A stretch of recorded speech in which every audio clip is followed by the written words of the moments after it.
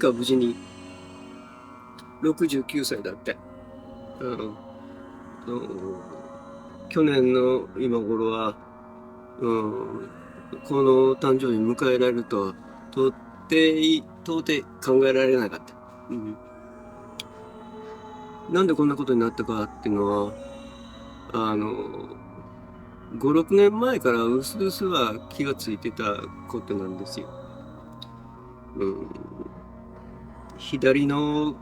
骨盤の横の下腹あたりに、コロッとした塊が、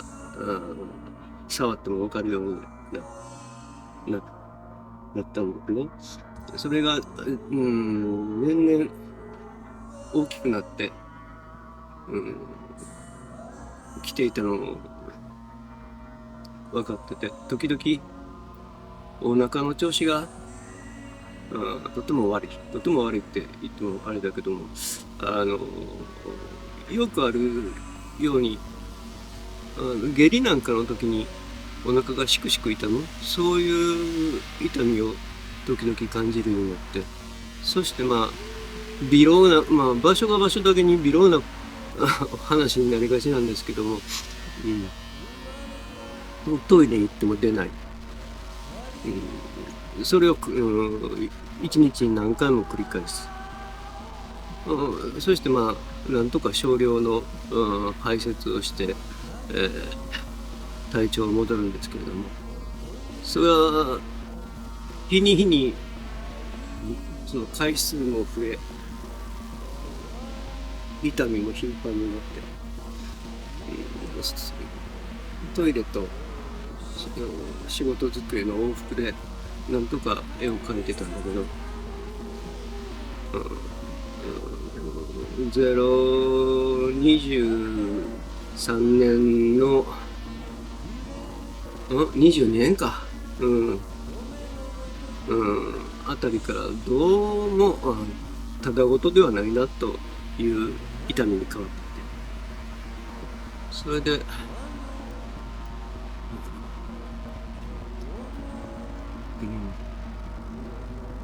23年、2月に個展をするために絵を描いてたんですけれども、なんとかその個展も終えて、その個展は大失敗に終わって、なんとかそれを挽回しなきゃいけないっていうので、その年の暮れに向けて割と大きな展覧会をしようと思って、仕事を続けたんですけれども、5月あたりからニッチもサッチもいかなくなって、それただの痛みではなくて、その腸の痛みに加えて、膀胱の痛み、そして、尿道の痛み、最終的には、尿の排泄もできない状態になって、そしてその毒素が体中を回ってるというのが実感できるようになって、神経と筋とか筋肉、そこが炎症を起こしていく、起こして、なんていうかな、歩けることは歩けるんですけども、一歩歩くと本当お尻から喉元あたりまで櫛を差し込まれたような感じで、3歩と歩くのが辛くなってしまったわけです。それでこれはもうどうしようもないっていうので医者に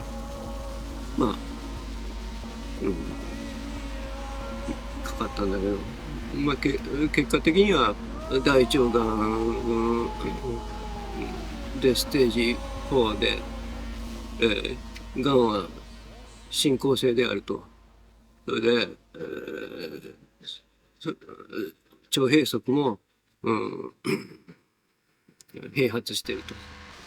まあ即入院で手術という形で、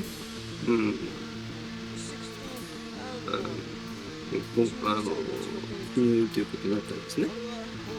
で、入院してから、この大腸がんっていうのはなんかすごく人口が多いらしくて、すごく手術の予定も混み合ってて、即手術っていうわけにはいかなくて、まあ何日間か検査の期間日にちもあるもので待たなきゃいけなかったんですけども、その間もまあ点滴だけ、食事も取れないっていう形ですね。で、その検査の結果もまた面白い結果で、普通内視鏡とか入れて検査するんですけども、それもできない状態。下手に、下剤のかけるとその影響で腸が破けてしまうというそういう恐れがあるので、とにかく開いてみないとどうなるかわからないということで手術して、大腸のほとんどを取って、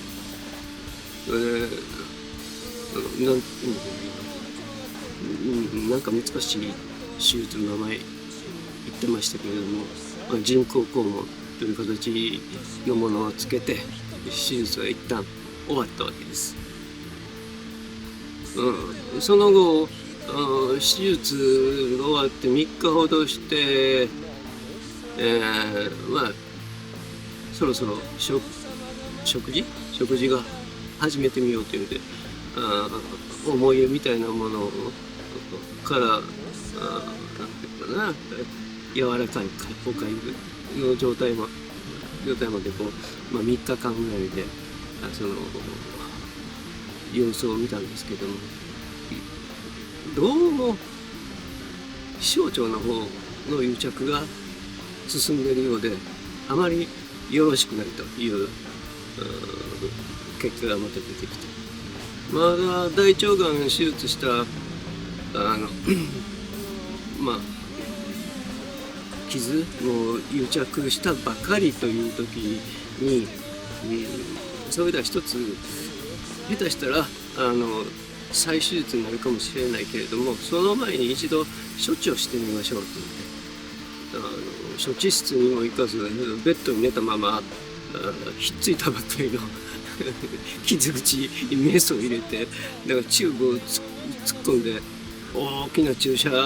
針で注射するんじゃなくて中のものをギューッと吸い取るんですけども、そういうことをやって、それでどうもそれでもまだうまくいかないと。じゃあ最後の手段ということで、レントゲンを見ながら、要するに鼻からチューブを、ホースぐらいの太さのチューブを鼻から入れて、それでレントゲンを見ながら腸内を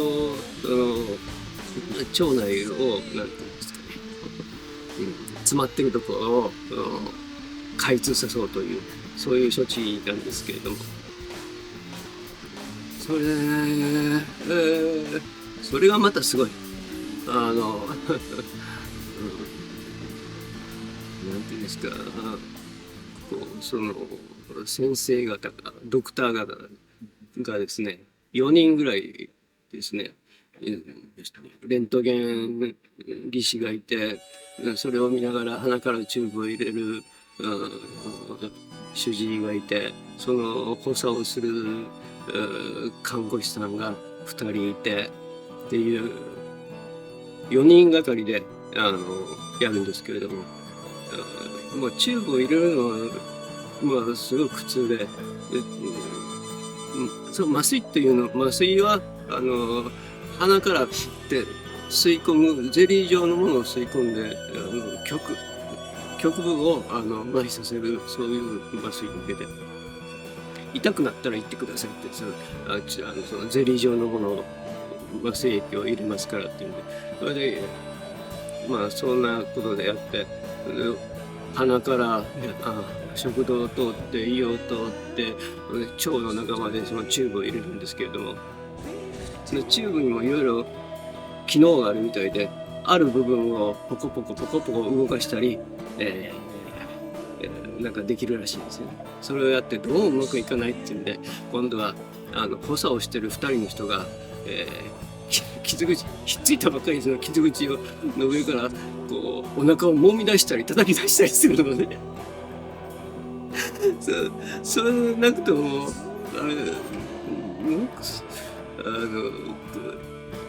苦しいのに、それで最後もどうもうまく詰まってそこから先行かないっていうんで、こう鼻先でこうチューブをこう持ってでそれを上下するんですよ。上下したりガタガタガタガタガタガタガタガタガタ、お腹をポンポンポンポンポンぐちゅぐちゅぐちゅぐちゅガタガタガタ、それを延々と小1時間続けた結果、全然開通しなくってうまく通らなくて、それでその処置はそれで終わって、それでやっぱり再手術ということになってますね。あの頃から情報がこっちにも入ってきて、でもう再手術になるかもしれないっていうのと、あともう限界だっていう、本当にね限界でした。今まで経験したことのない痛みだったし、その痛みっていうのもこう一種類じゃなくて、なんていうのかな、刺すような痛みだとか、なんていうのかな、重い痛みだとか、なんていうの、こういろいろ種類が痛みにもあって、それが全部まとまって体の中に来たようで、最終的には腰、足の方に痛みがいって、その後腰に来て、腰からだんだんその痛みが上に上がってきて、なんていうのかな、肺臓とか心臓の近くにまで、なんていうか、その痛み、しびれみたいなものが感じるようになって、それはもう、普通誰に大腸がんになった知り合いとか友達も何人かいるので聞いてみたら、そんな痛みは感じたことないっていうのに、多分それは腸閉塞と一緒になって、腸閉塞のその毒素みたいなものが、膀胱であるとか尿道であるとか足の筋肉であるとか背中の方とか回ったのかなと個人的には解釈してるんだけれども、だからその頃はもう何も考えることができなかった。本当にこう痛みの合間を縫って絵を描かなきゃいけない、それだけで他のことはもう一切頭が消えてたね。すごい状態になるので、もうそのなんていうか精神世界にも熱が出てしまったという感じですね。体の中になんかね、本当ね、何かが侵略してきてるよね。誰かが入ってきて本当にね、動いてるような感じ、痛みというやつがね、動いて移動するのね、移動したところをこう侵略していって征服していくんだけども大敗続きで結局病院で手術をしてそういう処置をしてもやっぱり改善できないっていうんで、それでまた再手術決まって、で再手術までやっぱり時間が1週間2週間かかってね、その間もう水も食事もなし、だから点滴だけで脱水症状を防ぐために点滴やって、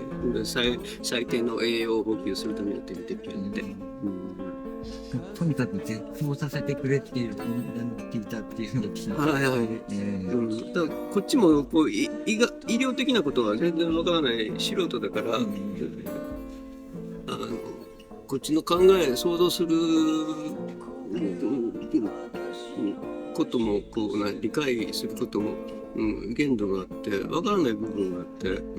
っぱりそれ逐一医者は丁寧に説明してるつもりでもやっぱり抜けてる部分があってね。だからその再手術を避けるための処置、をするためにこう鼻からその太いチューブを入れて、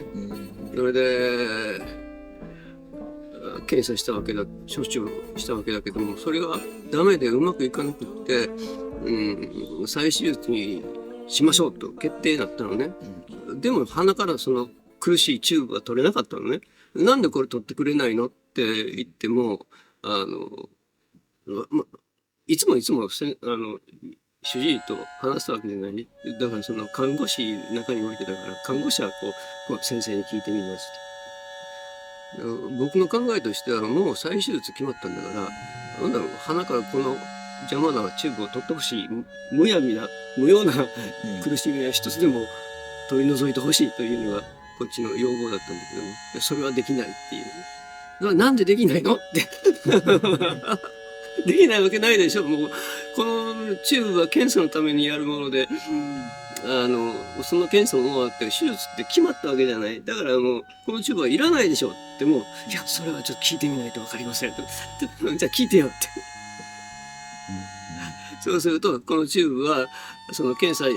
処置以外にもなんていうかな、お腹の中に溜まってる肺液を取り出す役目もあるので、以後しばらくつけておかなきゃいけないんですっていうことで、分かった、それじゃあ最初からそう言ってくれたらそれでいいですよ。だから僕もこう素人なりにいろいろ考えたり、こうしますよああしますよって言われたら、どういうふうにするのか、どういうことをこちらが感じるのかっていう気構えとかあるわけで、それをただ単にぼーっと寝て手術を待ってるだけじゃないので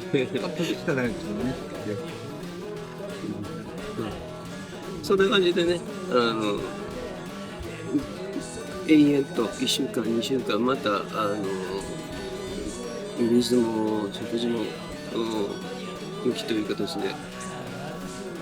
続いて、やっと手術になって再手術をして、その再手術もまたそれも大変で、ものすごい激痛を伴う手術なのでっていうので、全身麻酔をする前に脊髄になんかちょっとした注射をして、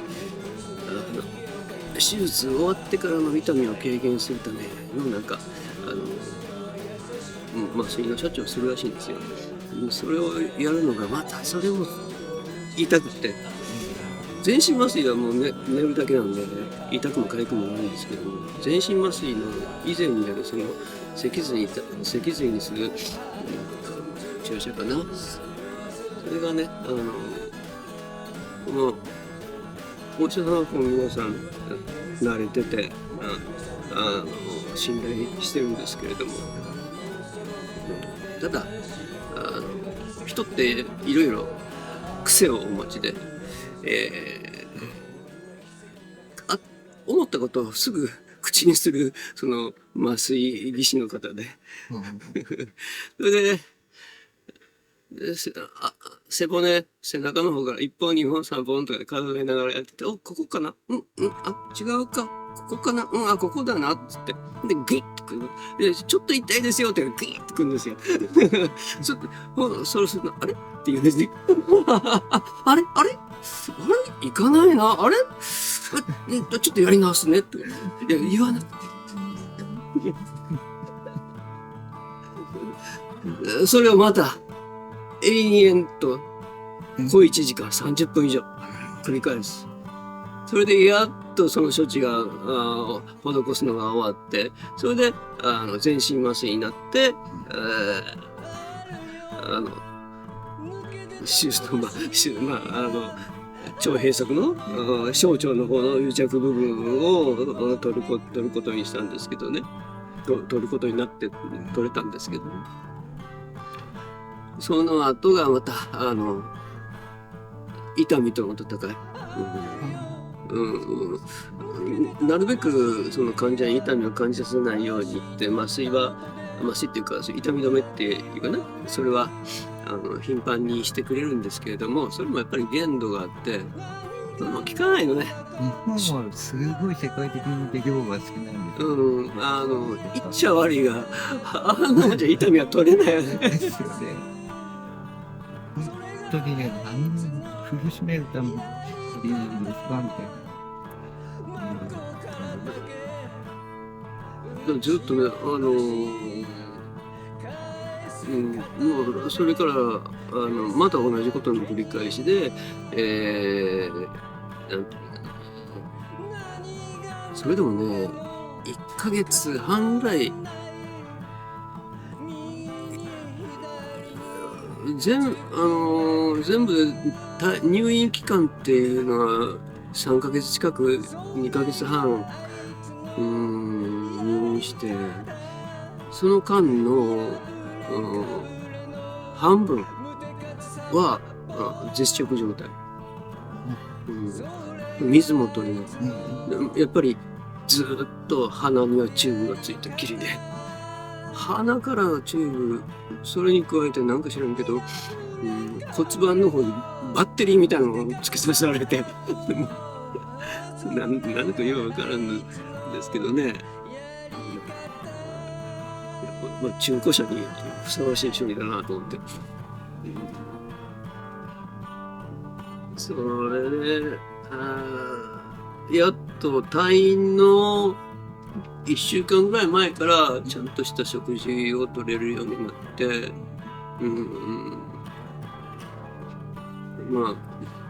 水もごくごくじゃなくってね、示す程度、ちょっと水分を口に含む程度ぐらいの摂取しかできなくて、それでどうにか10月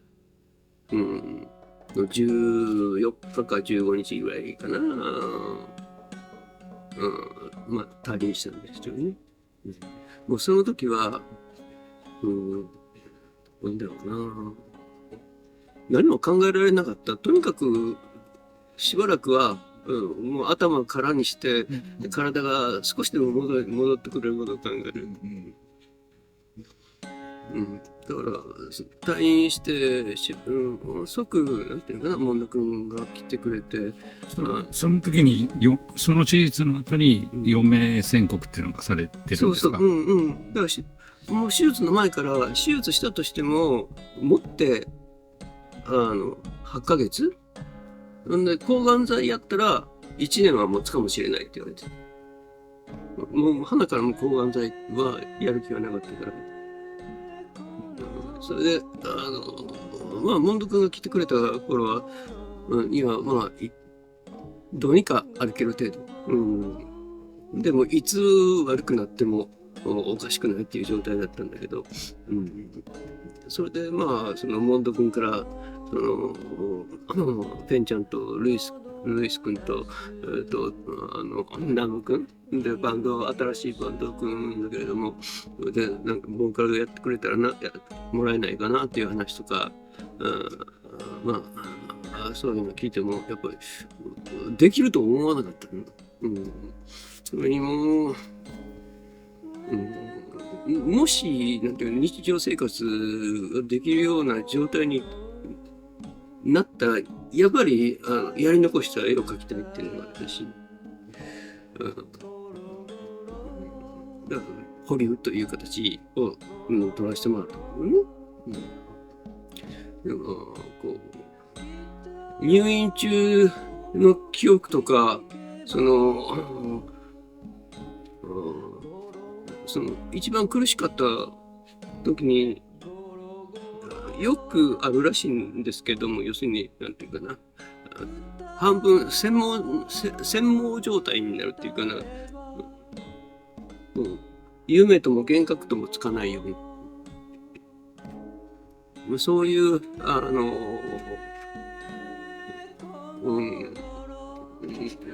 まあ幻覚というか、まあ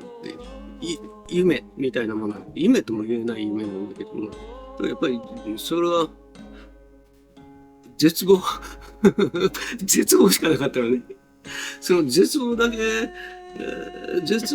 望からこう抜け出ただけでも本当に退院した時はこう生き返った思いだった。だから本当はね、がん患者のくせにタバコなんか吸ってと思うけれども、酒とタバコかって言われて、笑いにね言われて、僕酒はいいからタバコを吸わしてくれってタバコを取って今これ吸ってんだけども、3ヶ月近くの退院入院から出てきて、ああ生き返ったなと思ったのは一服しただけだったからね。だから今まで単に癖みたいなもので、消費だけを目的にするかのようにプカプカ吸ってたけれども、今ではタバコを吸う時間っていうのはとてもこういい時間、リフレッシュする時間になって、いろんな発見があるし、いろんな、まあ前からそうですけど、まあ、いろんなことが思い浮かんだり、見えてきたりする、とても、いい時間を与えてくれる、ものに変わってね。あれからやっぱり物の見方、感じ方っていうのが変わってしまった。俗に今はもう本当に冗談じゃなくしても腹渡取ってしまったから、ふぬけ状態ですよ。で、人間の、なんていうのかな、最大の特徴というか、秘密でもあるのでしょうけど、いろんな感情の巣みたいな、そういう下半身に関する感覚が全てなくなってしまった。だから、排泄という、昔ながらの行為が、今僕にはないんですよね。ストーマっていう人工肛門、袋がついてて。だから、大便を排泄するっていう、そのやり方が、なくなってしまった。感覚がなくなってしまった。それに伴って、こう、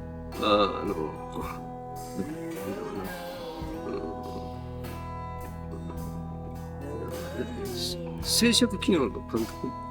あれもなくなってしまった。それは、まあ、手術の前から言われてたんですけども、そういう勃起不全っていう、そういうふうになりますよって言われてた。でも、もともとね、それほどこう、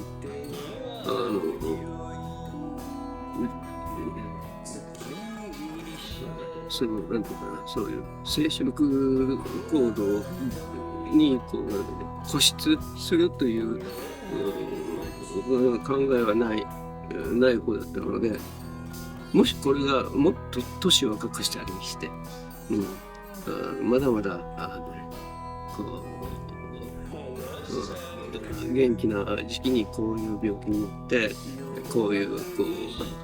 人工肛門であるとか、生殖不全であるとかいう機能を背負ってしまった、そうなってしまった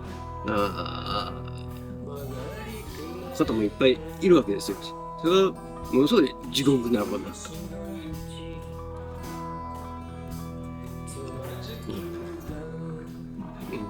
病院の中、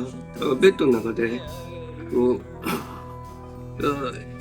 寝れないんだけど夢だけは見てて、多分それは専門状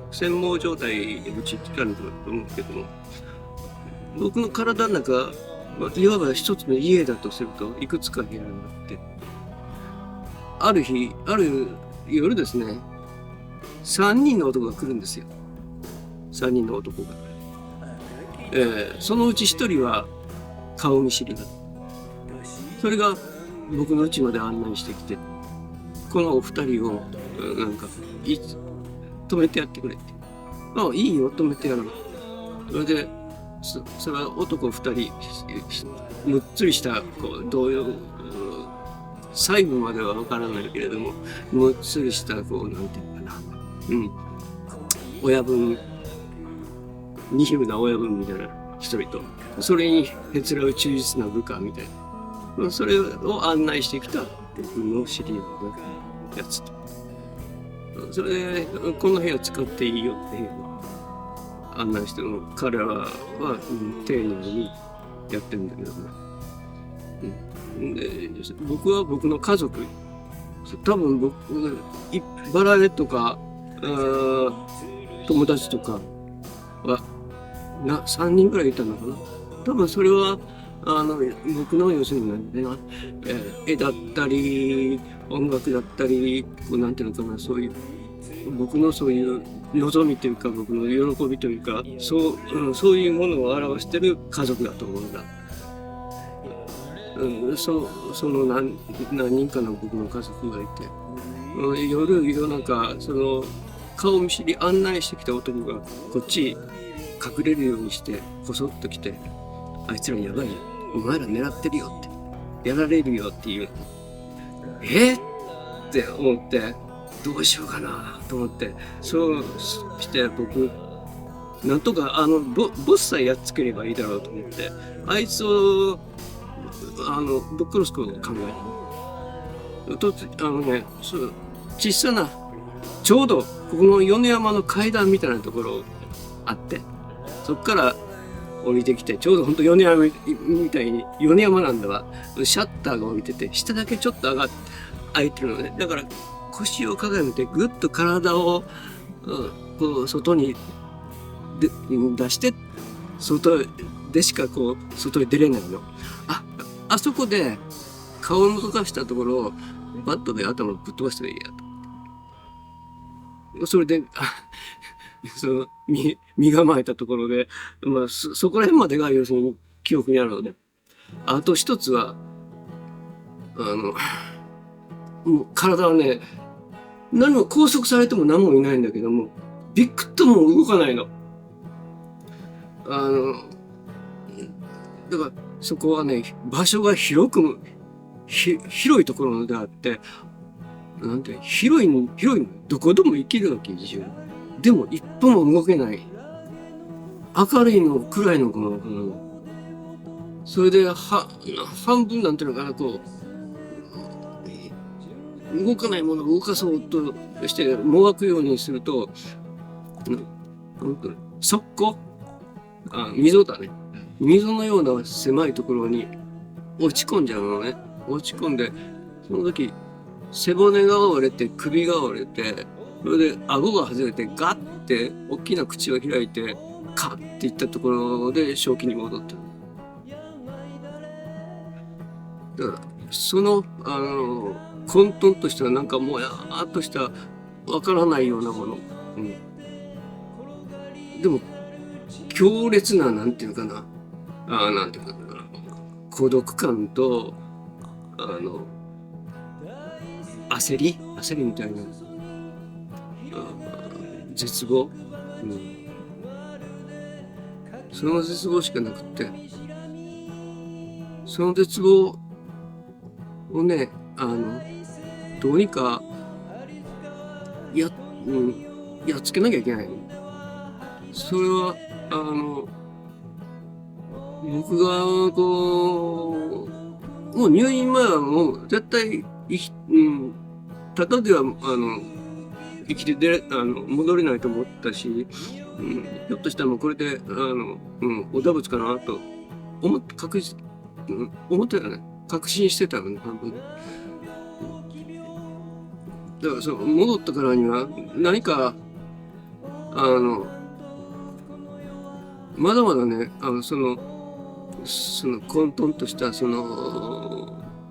絶望に陥るんですよ。あるんです。体の中からあいつらは抜けてなくって、それを抜き取るためにもやっぱりね、今絵描いてるし、結果的に今回の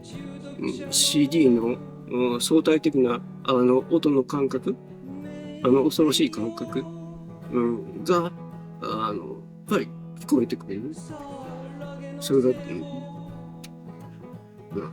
まあ、意識するともなく、出てるね。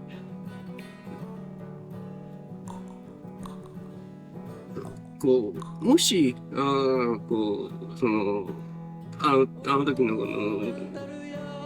専門状態に陥って見た、夢か幻か、そういう、もの、それはやっぱり一つの、僕が抱えてる、その、病気というか、病魔の、ちょっと、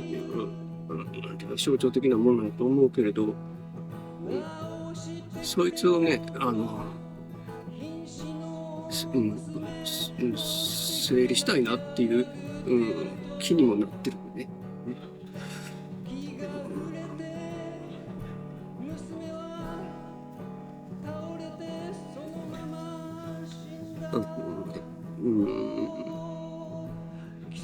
今現在、こうしてこう、ね、周りなりにも生活っていうか日常生活を送れてる。でも明日どうなるか分からないね。下手して今日食べたもの、のせいで2、3時間後にはおかしくなる可能性いつもはらんでるし、そんな、なんていうのかな、危険性って誰でも、抱えてると思う。それはこう不可抗力みたいな、そういう事故であったり、するんだろうけども、今回の場合は決定的に確実に、油断して、こう、食べるものであったり、そういうこう、日常的な非日常じゃなくて、日常っていうのはほんの些細なことで、いつでも取り返しのつかないことになる状態にあるわけです。僕はもう、これから先10年生きようと思ってないのに、1年でも2年でもこの執行猶予を与えられた今の時間を、何か作る、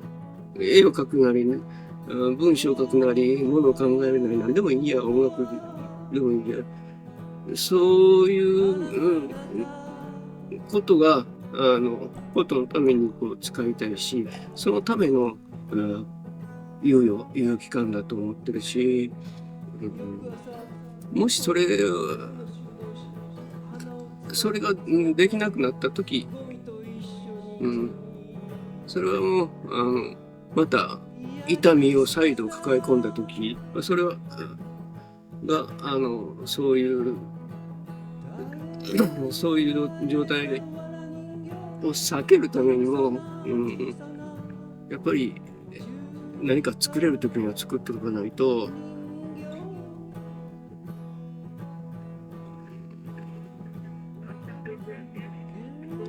その向こうにまた、なんていうかな、もし寿命があるんだとしたら、あると思う。